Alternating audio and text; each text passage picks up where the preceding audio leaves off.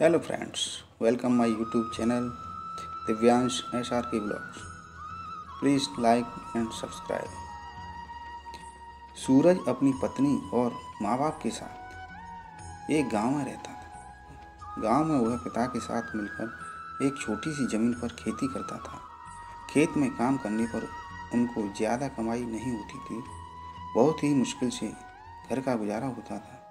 एक दिन अचानक सूरज के पिता की दिल का दौरा पड़ने से मृत्यु हो गई। अब तो घर का गुजारा करना और भी मुश्किल हो गया।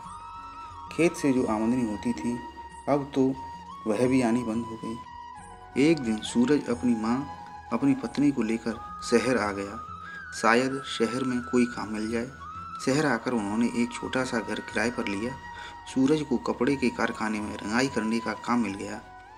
घर में सूरज की माँ और पत्नी अचार और पापड़ बनाने का काम करने लगी। शहर में इन चीज़ों को बड़ा पसंद किया जाता था। सूरज जहाँ काम करता था वहाँ कारखाने में एक आदमी सूरज का बड़ा अच्छा मित्र बन गया। वह ठाकुर जी का बड़ा भक्त था और सूरज को रोज़ नई नई ठाकुर जी की लीलाएं गाकर सुनाता था। सूरज को ठाकुर जी की लीलाएं सुनकर बड़ा आनंद आता था। हर रोज़ ठाकुर जी की कथाएं सुनकर सूरज पर भी भक्ति का रंग चढ़ने लगा। वह घर आकर जो भी कुछ अपने मित्र से सुनता वह सब कुछ अपनी माँ और पत्नी को सुनाता था। माँ और पत्नी ठाकुर जी की लीला सुनकर बड़ी आनंदित होती थी। एक दिन सूरज ने अपने मित्र से कहा, तुम जिस ठाकुर जी की कथा मुझे सुनाते हो वह दिखने में कैसे लगते हैं? मुझे तो उनकी सूरत का भी पता नहीं। उनके दर्शन कब करवाओ?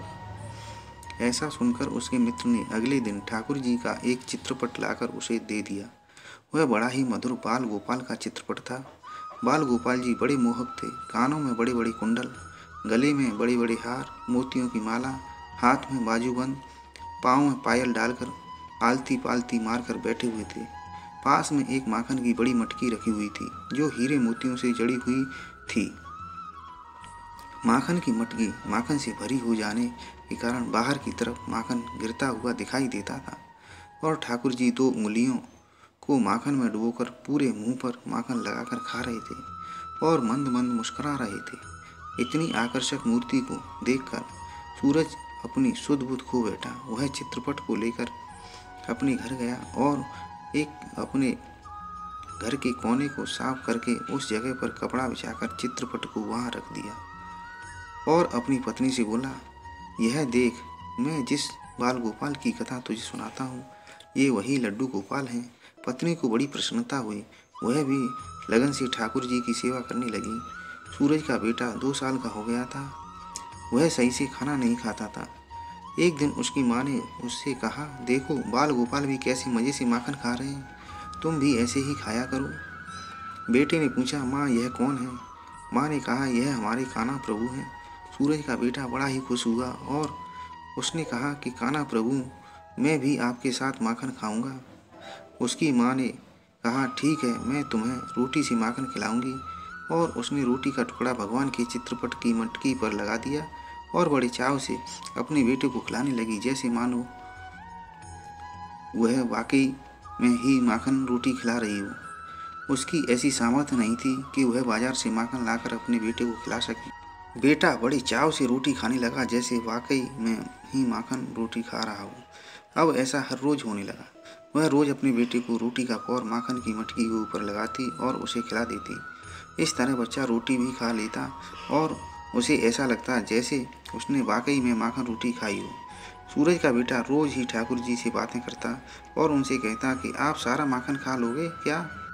मुझे नहीं दोगे? ऐसा कहकर वह रसोई में से एक कटोरी लाकर उनके आगे रख देता और इधर उधर हो जाने के बाद दोबारा आकर देखता तो कटोरी माखन से भरी मिलती। वह बड़ा खुश हो जाता, माखन खा जाता और कटोरी वापस लाकर रसोई में रख देता। सूरज की पत्नी जब बर्तन मांज रही होती तो चिकनी कटोरी देखकर बच्चे से पूछ बैठी, अरे यह कटोरी इतनी चिकनी क्यों है? तब उसका बेटा कहता कि आज तो गोपाल जी ने मुझे बहुत सारा माखन खिलाया। पर उसको कोई बात समझ में नहीं आती और बच्चा समझकर उसे टाल देती, लेकिन आश्चर्य में पड़ी रहती कि कटोरी रोज चिकनी कैसे हो जाती है। एक दिन कारखाने में सूरज पर चोरी का इल्ज़ाम लगाया गया। उसके मालिक ने उसे कारखाने से निकाल दिया। सूरज को बड़ा पश्चाताप हुआ। वह वापस घर आया और चुपचाप लेट गया। पत्नी ने जब पूछा कि क्या बात है, तब सूरज ने बताया कि आज उसकी नौकरी चली गई, उस पर झूठा चोरी का इल्ज़ाम लगाया गया। सूरज फूट फूट कर रोने लगा। पत्नी बोली, तुम्हारे यह ठाकुर जी है ना, यह सब ठीक कर देंगे। सूरज की पत्नी का मन पूरी तरह से ठाकुर जी में लग गया था। वह सारे घर के काम करती और आते जाते बाल गोपाल के दर्शन करती, उन्हें प्यार करती जैसे वह अपने बच्चे को करती थी। उसे पूरा विश्वास था कि ये जो परेशानी आई है, यह सब ठाकुर जी ठीक कर देंगे। उसके मन ही मन ठाकुर जी की तरफ देखा और प्रार्थना की कि ठाकुर जी इस संकट से हमें उबारो। अगले दिन सुबह एक आदमी दरवाजे पर आया। सूरज की माँ ने दरवाज़ा खोला तो देखा कि गांव से एक आदमी आया है जो उनके पड़ोस में रहता था। वह बोला कि आपके पति ने हमारे पास वाली ज़मीन को खरीद लिया था, लेकिन अचानक ही उनकी मृत्यु हो गई। इस कारणवश मैं उनके पैसे ना दे सका। आज मैंने वह ज़मीन बेच दी है, उसका पैसा मैं आपको देने आया हूँ। यह आपका हिस्सा है, कुछ 5 लाख रुपए हैं, आपके हैं, आप रख लीजिए। सूरज की माँ को बड़ा आश्चर्य हुआ, क्योंकि उनके पति ने कभी कोई ज़मीन ली थी ऐसा तो उन्होंने कभी बताया नहीं। पर वह आदमी नहीं माना और 5 लाख रुपए हाथ पर रखकर चला गया। जाते जाते अपना नाम मुंशीलाल बता गया। सूरज और उसकी पत्नी ने भगवान का आशीर्वाद समझकर पैसे रख लिए और ठाकुर जी को बड़ा धन्यवाद दिया कि आपने हमें बड़े भारी संकट से उबार लिया। आपका बहुत बहुत धन्यवाद। लेकिन आश्चर्य बना रहा कि क्या पिताजी ने कोई ज़मीन खरीदी और हमें नहीं बताया? ऐसा कैसे हो गया? उस पैसे से सूरज के पास में ही एक दुकान खरीद ली और अचार और पापड़ का बिजनेस शुरू कर दिया। काम इतना बढ़ा कि कुछ ही दिनों बाद ही सूरज बहुत अच्छे पैसे कमाने लगा। अब उसकी दुकान में बहुत सारे नौकर थे, घर में हर तरीके का आराम हो गया। सूरज जो पहले एक कारखाने में नौकर था, अब उसकी दुकान में ही बहुत सारे नौकर उसके नीचे काम करते थे। एक दिन सूरज के पास एक आदमी काम मांगने आया। सूरज ने उससे पूछा, कहाँ से आए हो? उसने कहा, पास के ही गांव से आया हूँ, तुम्हारे गांव का हूँ, यहाँ काम की तलाश में आया था। तब सूरज ने उससे कहा कि भैया, हमारे गांव के एक मुंशीलाल हैं जो अभी कुछ दिन पहले ही मुझे बहुत सारा पैसा दे गए और बता रहे थे कि हमारे पिताजी ने कोई ज़मीन खरीदी थी, वह ज़मीन बेचकर हमारे हिस्से का पैसा हमें देने आए थे। इस पर वह आदमी बड़ा आश्चर्य करने लगा। बोला, कौन से मुंशीलाल की बात कर रहे हो? वही जो तुम्हारे पड़ोसी हैं?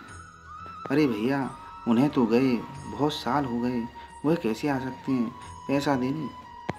उन्हें तो स्वर्ग से धारे हुए बहुत साल हो चुके हैं। अब तो सूरज के होश गुम हो गए।